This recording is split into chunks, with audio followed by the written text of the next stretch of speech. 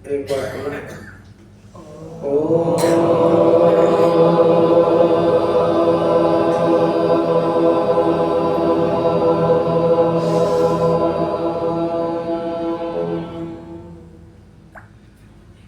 एक बार फिर से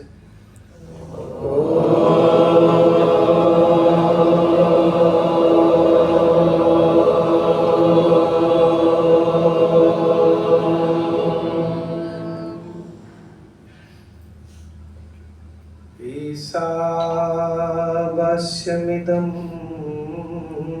सर्वं यत्किञ्च जगत्यां जगत् तेन त्यक्तेन भुञ्जीतः मा गृहः कस्य स्विद्धनम्।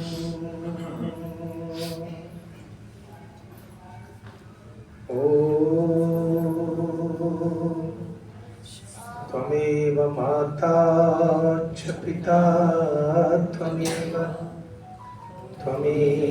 बन्धुश्च सखा त्वमेव विद्या द्रविणं त्वमेव सर्वं मम देव देव। थोड़ा मस्ती में से बोलेंगे। ओम ही सारी सृष्टि का आधार है, ओम ही सारी सृष्टि का आधार है, उसके सामर्थ्य से दूसरी बार में बोलना, दूसरी बार में उसके सामर्थ्य से जग का व्यापार है, उसके सामर्थ्य से जग का व्यापार है। दुख विनाशक व आनंददायक वही, दुख विनाशक व आनंददायक वही, जग के कण कण में उसका ही संचार है, जग के कण कण में उसका ही संचार है। और जोड़ के बोलिए।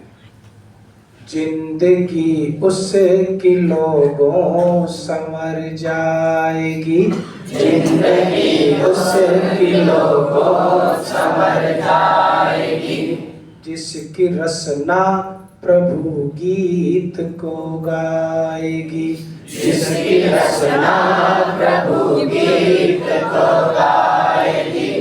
उस दयालु को दिल से ही जो ध्याएगा, उस दयालु को दिल से ही जो ध्याएगा, पार नैया भंवर से उतर जाएगी, पार नैया भंवर से उतर जाएगी। ब्रह्मचारी बैठ जा, बैठ जा। यूं ही जीवन गंवाने से क्या फायदा, यूं ही जीवन गंवाने से क्या फायदा, चंदन ईंधन बनाने से क्या फायदा, चंदन ईंधन बनाने से क्या फायदा, जिसमें भक्ति की ज्योति जली ना कभी, जिसमें भक्ति की ज्योति जली ना कभी, जिंदगी ऐसी पाने से क्या फायदा, जिंदगी ऐसी पाने से क्या फायदा। जो भी आया है दुनिया से वो जाएगा, जो भी आया है दुनिया से वो जाएगा, सब खजाने यहीं छोड़ कर जाएगा, सब खजाने यहीं छोड़ कर जाएगा। जयेंद्र खुद भी समझे औरों को बता, जयेंद्र खुद भी समझे औरों को बता, बीता अवसर दोबारा नहीं आएगा। बीता अवसर दोबारा नहीं आएगा। बीता अवसर दोबारा नहीं आएगा। बीता अवसर दोबारा नहीं आएगा। मैं बाहर कथाओं में जाता हूँ ना, तो लोग कहते हैं जिसको सुनाते हो जितना सुना सकते हो, बाद में और प्रवचन के लिए टाइम बढ़ा दें।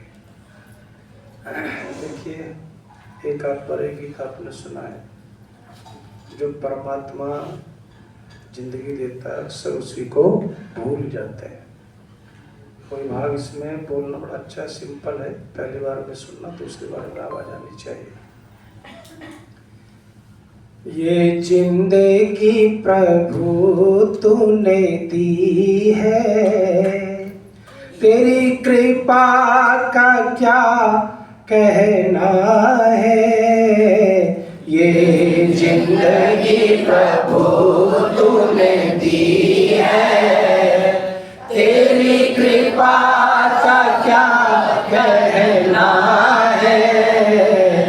दिए भोग के साधन को, दिए भोग के साधन को, तेरी दया का क्या कहना है। दिए भोग के साधन को, तेरी दया का क्या कहना है। ये जिंदगी प्रभु ने दी है, तेरी कृपा का क्या कहना है। ये जिंदगी प्रभु ने दी है, तेरी कृपा का क्या कहना है। दिए भोग के साधन को, दिए भोग के साधन को, तेरी दया का क्या कहना है। ये जिंदगी प्रभु ने दी है। तूने सुंदरिये तन भी दिया है, खूबसूरत सा मन भी दिया है। तूने सुंदरिये तन भी दिया है, खूबसूरत सा मन भी दिया है।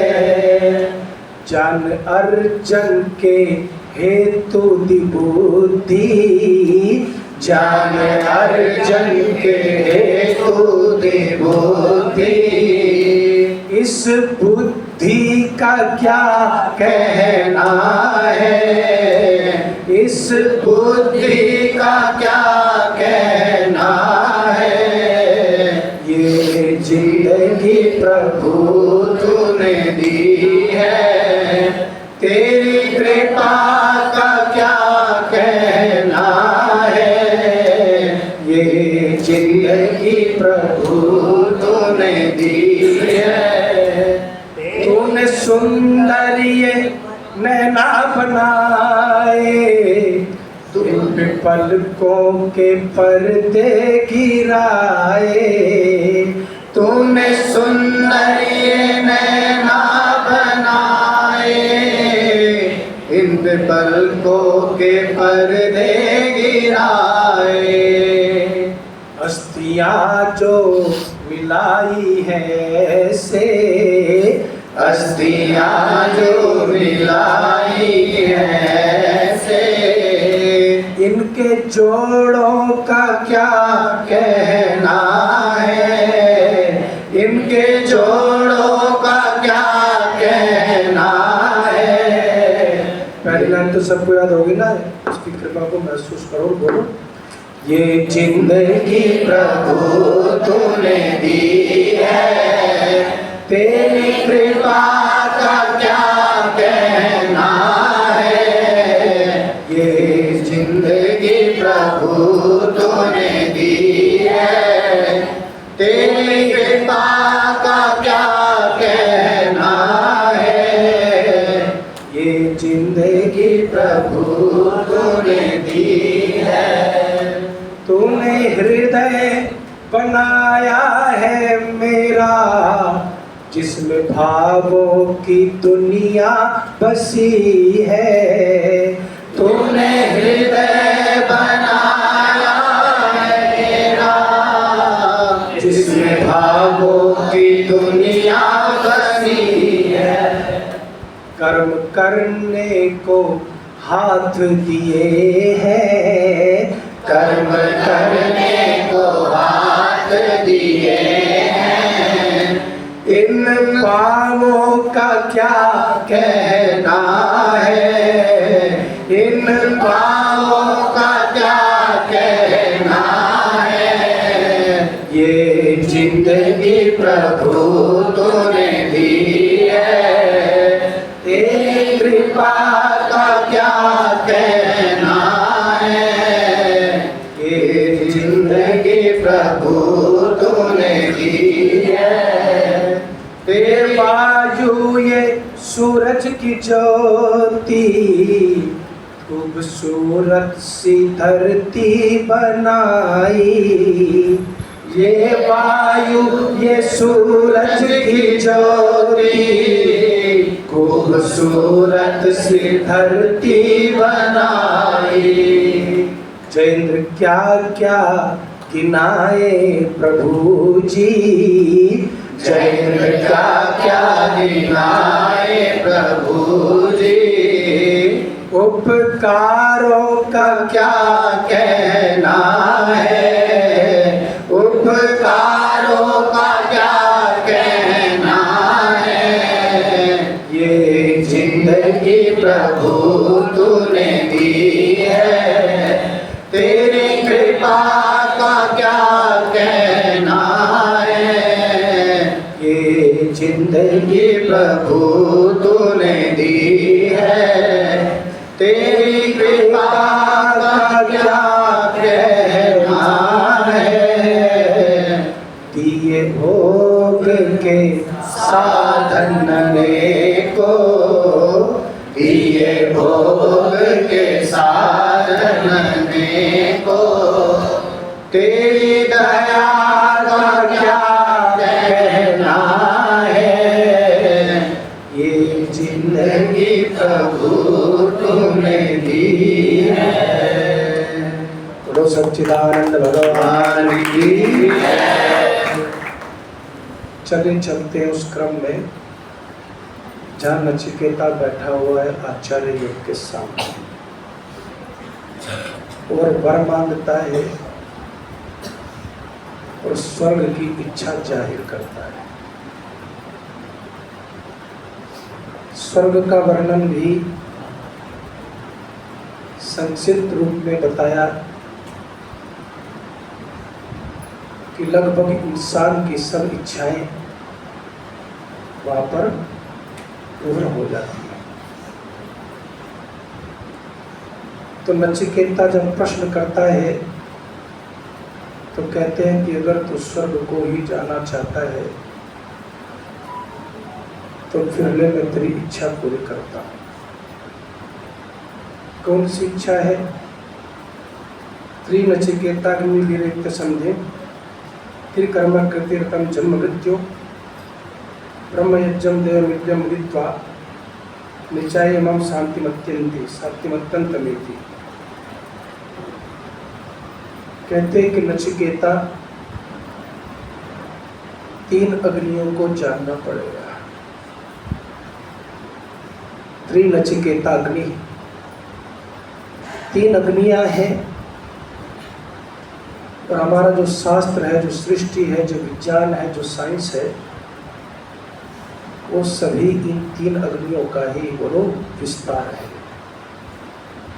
शतपथ ब्राह्मण में कहता है ऋषि कि परमात्मा ने तपस्या की और ईक्षण किया। इच्छा तो होती नहीं परमात्मा, ये क्षण होता है कि बहु प्रजास्या, कि मैं बहुत प्रजा वाला हो जाऊं। किसने इच्छा की? परमात्मा। परमात्मा ने इच्छा की कि मैं बहुत प्रजा वाला हो जाऊं। तो बहुत प्रजा वाला होने के लिए परमात्मा ने 3 अग्नियों को बोलो उत्पन्न किया। एक तो अग्नि जो बहता है, वायु में विद्युत होती है, और सूर्य की अग्नि। और इन तीनों अग्नि को लियो अपने तप से खूब तपाया। जो जमीन के नीचे मशीन लगा करके सृष्टि पैदा करना चाहते थे, वो इसी तपस्या को करना चाहते थे कि भाई जो वेदों में जो परमात्मा ने ये तप तपा है जिससे सृष्टि बनी, इस तपस्या से ये क्या कारण है, कैसे बनता है। लगा ली मशीनें लगाने से इंसान भगवान बोलो नहीं हो जाएगा। फिर क्या बोले लास्ट में आके कि सब कुछ सिस्टम तो समझ में आ गया, और एक बात समझ में आ गई, जो विज्ञान ने पहली बार घोषणा की अपने मंच से,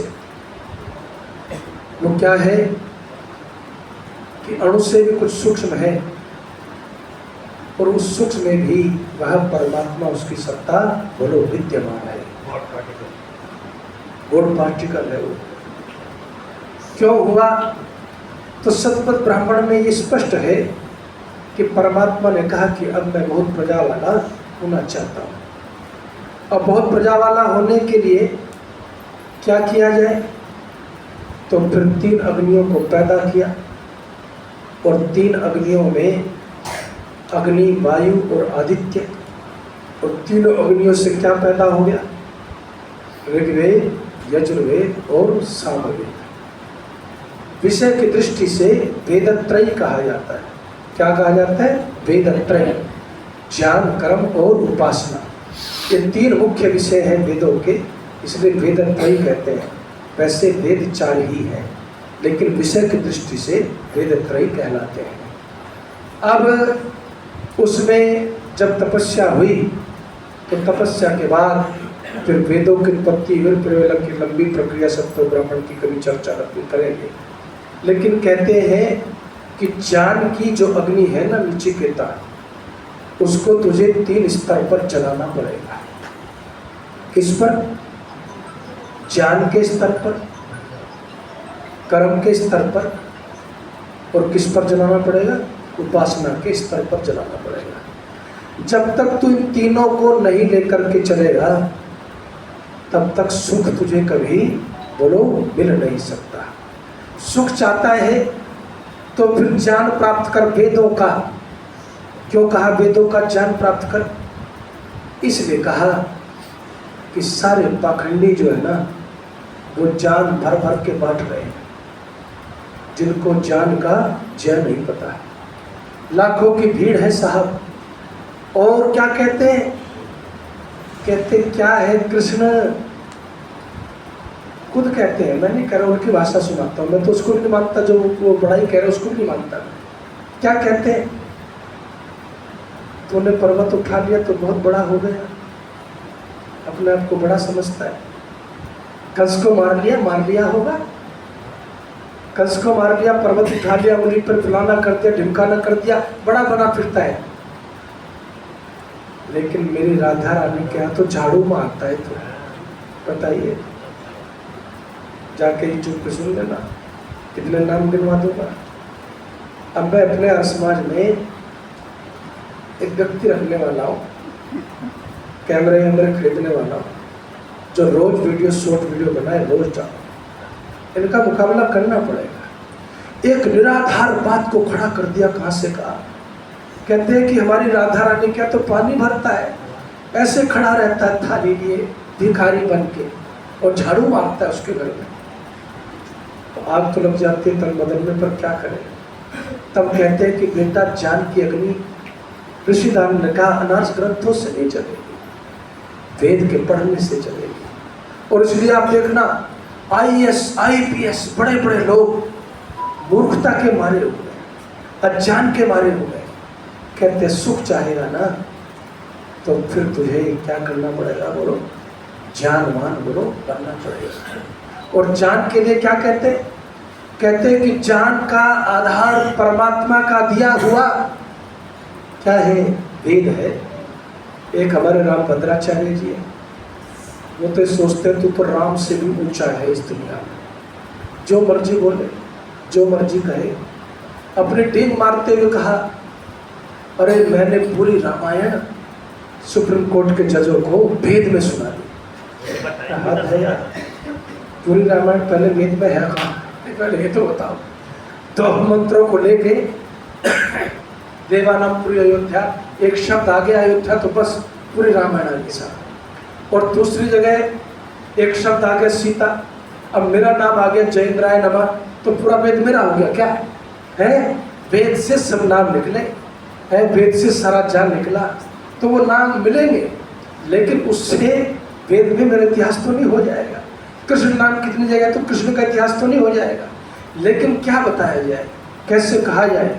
और उन्होंने तो घोषणा ही कर दी थी हरिद्वार में कि यार शिवाजी राम कृष्ण को नहीं मानते, तब उनको पत्र लिखा गया, लेकिन कौन समझा ऐसा है। तो इसलिए कहते हैं कि नचिकेता सुखी रहना चाहता है ना, तो फिर ज्ञान की अग्नि को बोलो प्रदीप्त कर दे। अब पहले 3 अग्नि और कौन सी होती है मोटी मोटी बताओ, फिर ये चलेगा आगे इससे। थोड़ा ध्यान से सुनना, थोड़ा बुद्धि को तेज करके आया करो, क्योंकि कठोपनिषद है और ज़िंदगी बदल सकती है, ज़िंदगी की धारा दिशा दशा सब बदल सकती है, बस इसमें डूबना चाहिए आपको। तो उसमें क्या कहते हैं, कहते हैं कि 3 अग्नि कौन सी है जी। पहली है गार्हपत्याग्नि। गार्हपत्याग्नि कब प्रज्वलित होती है, जब व्यक्ति गृहस्थ में प्रवेश करता है। अब समानता देखिए, परमात्मा जो है वो बहुत प्रजा वाला होने का इच्छा करता है तो अग्नि जलाता है, और इंसान भी अपनी संतान वाला होना चाहता है तो क्या करता है, वो अग्नि जलाता है कि नहीं जलाता है। तो जब गृहस्थ संस्कार होता है तो उस समय गृहस्थ आश्रम में प्रवेश करने के लिए जो अग्नि जलाई जाती है उसको क्या कहते हैं, गार्हपत्याग्नि। और उसको ऋषि क्या कहता है, ये अग्नि जो है फिर गृहस्थ में प्रवेश के बाद जीवन पर्यंत जो है वो प्रज्वलित रहती है और रहनी चाहिए, तब जाके आप संतान वाले बनते हैं सब। फिर कहा आहावनी अग्नि, दूसरी क्या है, आहावनी अग्नि, जिसका आह्वान करते हैं। ग्रह के गृहस्थ की जो अग्नि है ना, ये घर के मध्य में इसका स्थान है, और आहावनी अग्नि का स्थान पूर्व दिशा में। ये जो आप यज्ञ करते हैं इसमें जो अग्नि जलाते हैं इसको क्या कहते हैं, आहावनीय अग्नि है। इसमें किसका सम्मान करते हैं हम लोग, देवताओं का। किसका करते हैं बोलो, देवताओं का। अच्छा ये वायु देवता है कि नहीं, अग्नि देवता है कि नहीं, लेकिन हमें तो देवता वो नजर आते हैं जो चूर्ण पुड़िया वाले, छू मंत्र वाले होते हैं। उनसे जो है ना, उनको हम देवता समझते हैं कि भाई 4 हाथ हो गए, 8 हाथ हो गए, 10 हाथ हो गए, दुनिया भर के सिर हो गए, वो देवता हो गए, कोई राक्षस हो गए। लेकिन आपको ये समझना पड़ेगा कि शास्त्र में जो भाषा है वो दार्शनिक भाषा है, वो सूत्रमयी भाषा है, क्योंकि इतनी रचना आप विस्तार से कर ही नहीं सकते थे। ऋषि जो बात करते हैं वो बात किस में करते हैं, बोलो सूत्रों में बात करते हैं साहब। तो आपको सूत्रों को समझना पड़ेगा। सूत्र जो है ये आप जो ऋतंच सत्यंच है ना, ये पूरा सृष्टि प्रक्रिया का जो है मंत्र है, जो आप बोलते हैं ओम ऋतम तप सत्यम तप जो बोलते हैं प्राणायाम से पहले का मंत्र, वो सारा का सारा मंत्र जो है वो सृष्टि प्रक्रिया का मंत्र है। और ये उसके आगे भी जो मंत्र है में भी सृष्टि प्रक्रिया है। तो सूत्र रूप में सब कुछ है, और सूत्र रूप में है तो कहते हैं गार्हपत्याग्नि के बाद अगर तुम सुख चाहते हो, स्वर्ग चाहते हो तो क्या करो, घर में यज्ञ की अग्नि बोलो जलाया करो, पूर्व दिशा में वो करके और हवन को रख करके अग्नि जलाया करो। लेकिन जब हवन की बात आ जाए तो बुखार चढ़ जाता है जी। हमें सोचते हैं यार ये हवन का कोई शॉर्टकट बताओ आचार्य जी। कई लोग कहते हैं हवन का कोई शॉर्टकट बताओ। मैंने कहा कि भाई तो एक बात बता, तूने एमए एकदम से कर ली या धीरे धीरे गया? बोला नहीं, 15-16 साल पढ़ाई की तब जाके एमए हुआ, शॉर्टकट में कर लेते। कहता जी सीधे एमए में बैठा दो, मुझे बन जाती बात, हमें बता दे, हम भी शॉर्टकट ढूंढ लेते। कितना शॉर्टकट ढूंढोगे, कितना शॉर्टकट ढूंढोगे? 15 मिनट से हो, कितना छोटा चाहते हो? तो इसलिए कहते हैं नचिकेता, ये जो यज्ञ की अग्नि है ना, इस यज्ञ की अग्नि को भी समझना चाहिए। और फिर क्या कहते हैं? फिर कहते हैं कि यज्ञ की अग्नि के बिना जीवन में कभी व्यक्ति सुखी नहीं रह सकता। आपका घर जो है वो यज्ञ की अग्नि से, पॉजिटिविटी से, सुख से भरा हुआ होता है साहब। और फिर होता है क्या? दक्षिणाग्नि, दाक्षिणात्याग्नि है, जिसका स्थान दक्षिण दिशा में होता है। इसमें बड़ी स्पष्ट सी बात तीनों अग्नियों की, मैंने आपको मोटी परिभाषा इसलिए समझा रहा हूँ कि जिंदगी में कम से कम आपको ये याद रहे। इसमें क्या होता है? इसमें जो अपने घर के बड़े हैं, अपने घर के बड़े हैं, उन बड़ों को श्रद्धा से हमेशा स्मरण करते जाना। माता पिता का शरीर जो है वो न रहा, लेकिन माता पिता फिर भी रहते हैं कि नहीं रहते हैं? मनोवीर जी हैं, अभी आप इनसे इनके पिता की बात कीजिए, 1 घंटा 2 घंटा सब भूल जाते हैं, बस पिताजी के संस्मरण सुनाते रहेंगे। किसी से भी कर लीजिए बात आप। माता पिता को शरीर जाने के बाद भी न भूलें, इसलिए पितर शब्द का प्रयोग किया गया। पितर का मतलब क्या है कि परदादा चले गए, दादा चले गए, पिता चले गए, तो एक तो पितर रह नहीं गया। पितर का मतलब होता है पितृ शब्द का, पिता का बहुवचन क्या होता है? पितर होता है। तो कहते हैं कि अपने पितरों को, उनके संस्कारों को, उनके आदर्शों को, उनकी शिक्षाओं को भी याद रखना और उनकी सेवा, जो जीवित हैं उनकी सेवा करते रहना। लेकिन हो गया उल्टा जी, जीवित तो जो है वो बेचारे, अभी कलीग में पढ़ रहा था, 80 करोड़ की दौलत छोड़ के गया। कहाँ? 80 करोड़ की दौलत छोड़ के एक आदमी गया, और कल उसने वृद्धाश्रम में अंतिम श्वास ली। बेटे को फोन किया गया तो बेटा उससे अंतिम समय में भी देखने तक वो लोग नहीं गया। तो ऐसे लोग कौन है? ये सुखी होंगे क्या? ये स्वर्ग में रहेंगे क्या? कहते हैं नचिकेता, ऐसे लोग सुखी नहीं होते जिनके जीवन में 3 अग्नियों को स्थान बोलो नहीं मिलता। और फिर इन 3 अग्नियों में कहा, फिर वेदों को ले लिया कि फिर वेदों को ले लो, और फिर कहा कि 3 बातें और सीखनी पड़ेगी तुम्हें। क्या? कि ये अग्नि जो प्रज्वलित होती है ना, उन तीनों के संयोग से होती है। किसके संयोग से होती है बोलो? इतने दिनों से सुन रहे हो बातें। मातृमान, पितृमान, आचार्यमान, पुरुषो। कहते हैं कि ये 3 जो है ना, ये 3 जो अग्नि है, ये क्या होती है? ये 3 लोगों के जलाने से बोलो जलती है। इसलिए तो यदि ज्ञान की अग्नि को प्रज्वलित करना चाहता है ना, और सुख चाहता है, तो फिर 3 लोगों की तरफ चलना, उनसे संधि करना, उनका सानिध्य प्राप्त करना, उनका आशीर्वाद प्राप्त करना। वो कौन सा है? पहला है माता, दूसरा है पिता, और तीसरा है गुरु, आचार्य है। ये जो है ना 3 दिन सुने ना, ये चुपित में भी आपने सुने कि तीनों के जलाने से अग्नि जलती है।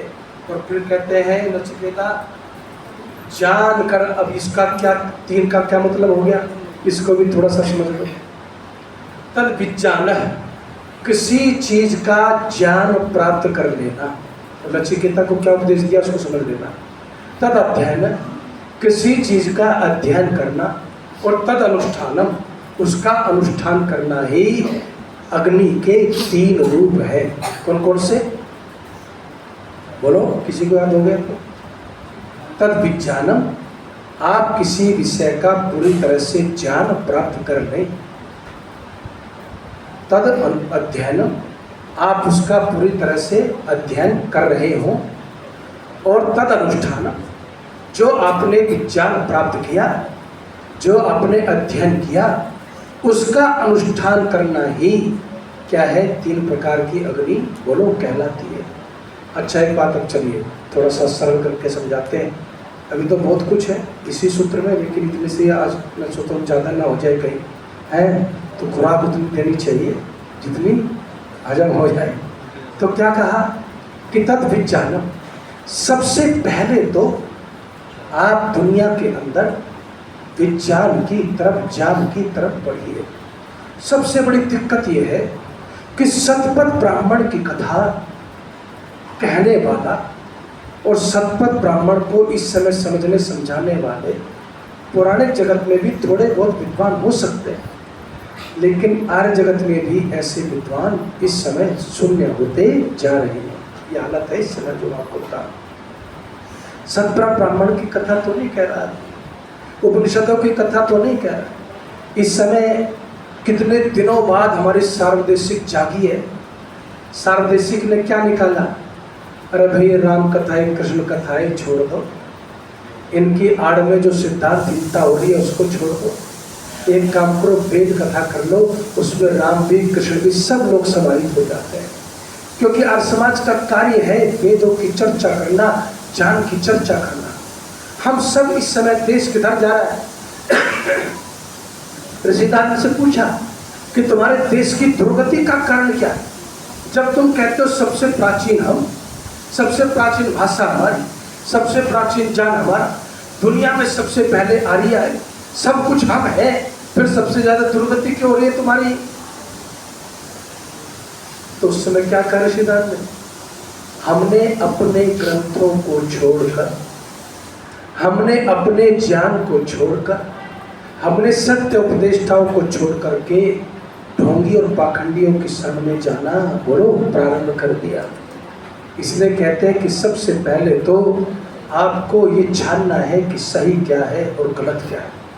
जब सही गलत की बात आती है, एक आम आदमी जिसने बहुत ज़्यादा स्वाध्याय नहीं किया, एक आदमी जिसने बहुत ज़्यादा वेद नहीं पढ़े, लेकिन सही गलत की पहचान थोड़े स्वाध्याय से भी कर सकता है कि नहीं कर सकता है, बताओ कैसे करेगा, कैसे करेगा सही गलत की पहचान। तब ऋषिदान ने क्या लिखा, तब ऋषिदान कहते हैं जिस काम को करने में तुम्हें डर लगता हो, क्या लगता हो बोलो, डर लगता हो।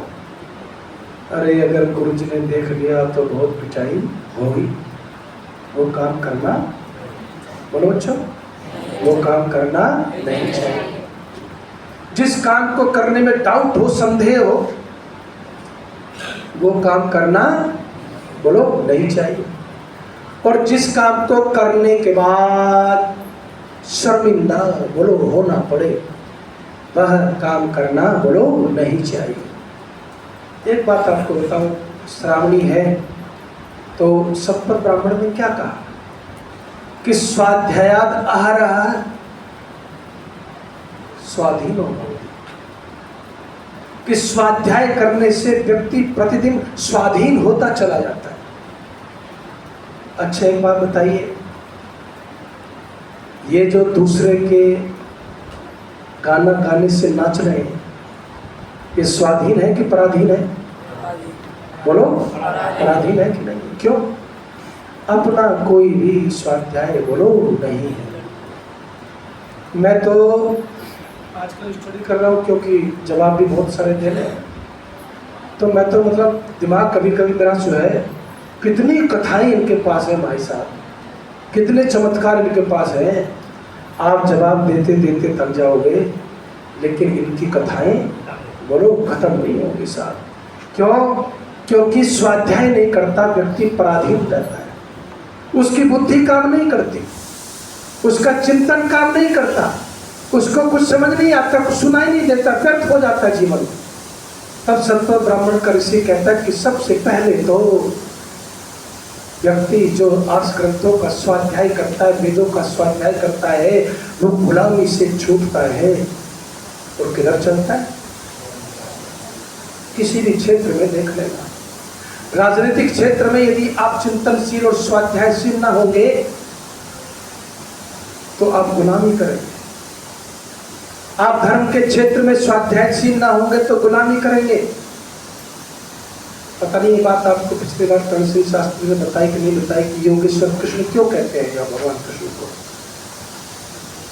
कभी देखा तुमने कि वो दाढ़ी बढ़ा करके चले गए हो? हिमालय में रहूंगा मैं तो योगी बनूंगा, ऐसा तो कुछ नहीं आता। मेरी समझ में आज तक एक बात नहीं आई। 12 साल की उम्र में वृंदावन छोड़ के बलराम और कृष्ण जो है वो मथुरा चले गए। तो इतनी रासलीला 12 साल से पहले कहाँ रचा दी, ये समझ नहीं आया आज तक एक तो भस्म पिता मैंने वन पर्व में कहा, क्या कहा वन पर्व में?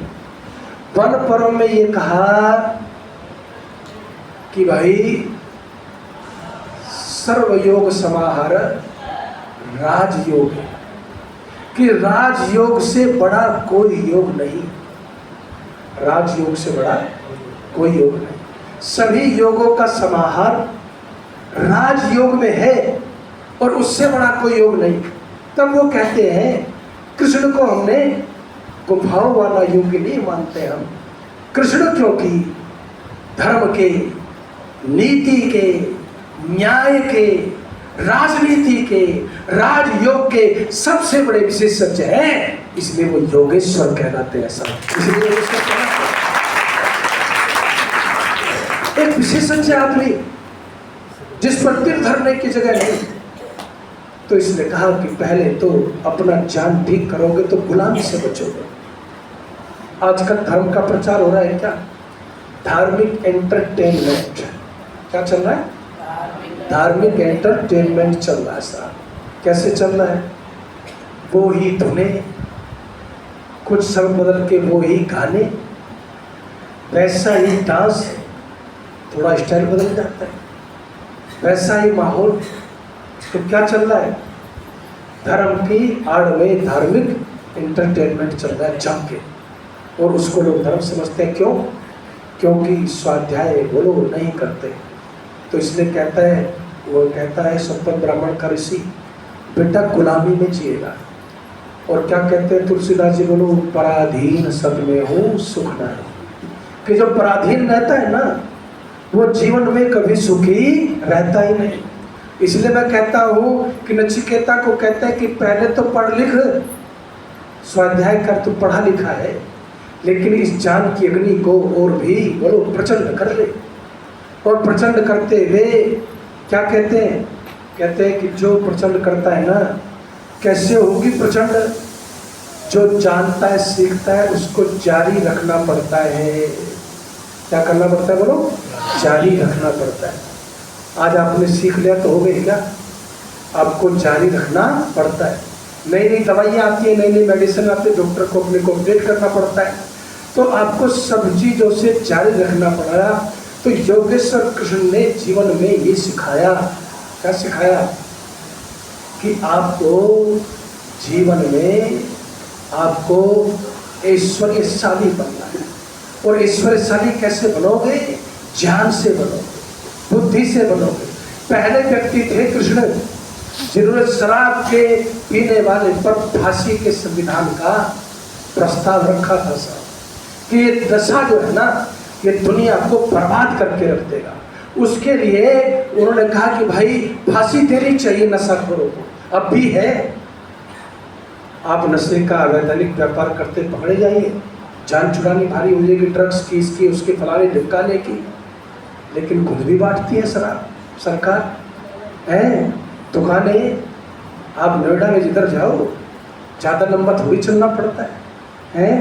गिजोड़ से लेकर और पीछे तक दुकानें सजी हुई है साहब। आइए, पीजिए और मौज कीजिए और पैसा हमें दीजिए। लेकिन ये नीतियाँ सब बिगड़ गई हैं साहब, ये नीतियाँ सब बिगड़ गई हैं।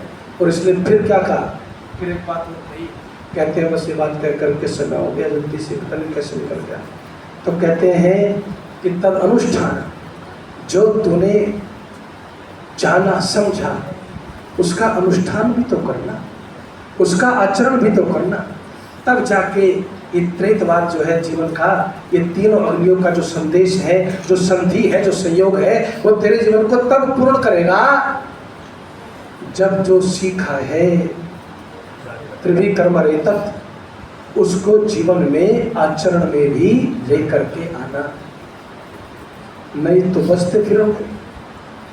क्या होता है? जो आदमी खाली ज्ञान प्राप्त कर ले और आचरण से बोलो दूर होता जाए तो उसका जीवन भी शून्य ही रह जाता है।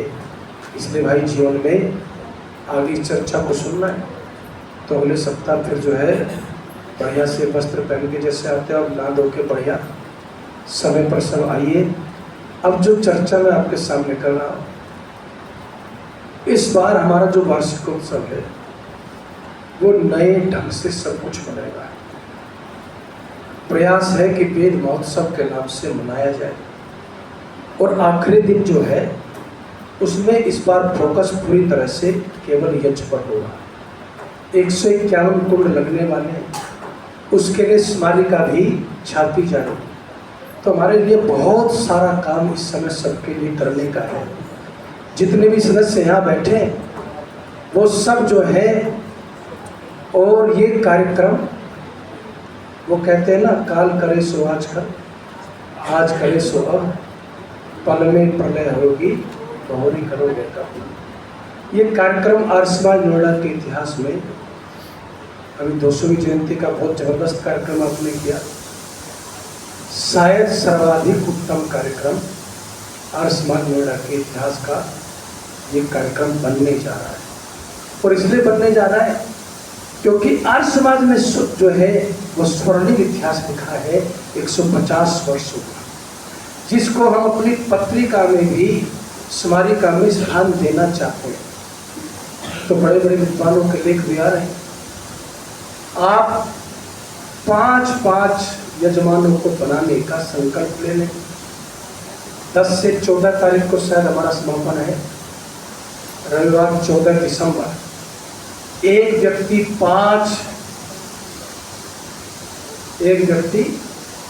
अगर 30 व्यक्ति हमारे यहाँ सक्रिय हैं और एक व्यक्ति 5 यजमानों को बनाता है तो कितने बन गए जी सौरभ जी? हैं 150। अब देखिए कितना बढ़िया गणित लगाया सौरभ जी कि अगर 30 लोग यहाँ पर सक्रिय हैं, वैसे तो बहुत लोग जुड़े हैं, और वो 5, एक आदमी 5 को बनाता है तो कितने हो गए? 150 यजमान हो गए कि नहीं? तो 150 यजमान तैयार करना है और लोगों को प्रचार प्रसार करना है। सितंबर में उसके होर्डिंग जो है पहले से लगने शुरू हो जाएंगे।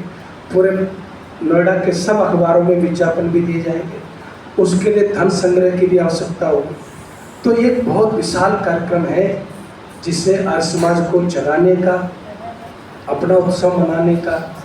हमारा ये रहता है कि उपलब्धियों वाला कार्यक्रम किया जाए, खर्चे वाला कर। तो उसमें बहुत सारी प्रतियोगिताएं भी आयोजित करने का मन है।